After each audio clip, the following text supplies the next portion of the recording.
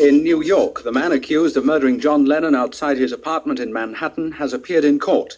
He was remanded for psychiatric examination. Here's Keith Hindle. Mark David Chapman, who's 25 and lives in Hawaii, was charged in Manhattan criminal court with second-degree murder. The state's attorney said that Chapman had borrowed money in order to travel to New York with the intention of murdering John Lennon. At the time of his arrest in the Dakota block of luxury flats where Lennon lived with his wife and small son, Chapman was carrying $2,000 in cash. The prosecutor revealed that Chapman had a record of arrests dating back to 1972, the most recent of which was in March of this year when he was taken into custody for armed robbery and abduction. When arraigned in court, Chapman entered no plea. At the request of his court-appointed lawyer, the judge remanded him for psychiatric tests without bail.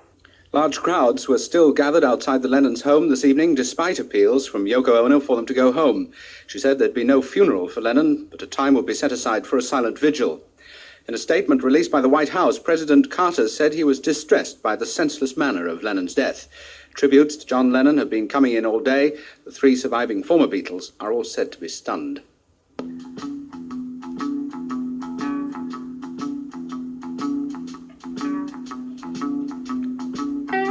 Well, hello. Since 6 o'clock this morning, when I was woken up by Radio 4's Today programme with the news about John Lennon, I've been wondering what I was going to say to you at the beginning of the programme, and many handsome phrases have passed through my mind, but Reedy's played you all of the records, and I'm just going to say that John's death has angered me and upset me as much as the deaths of Ian Curtis and Malcolm Owen earlier on in the year. But the beat goes on, and like it or not, we go with it. So, tonight's programme is As Billed.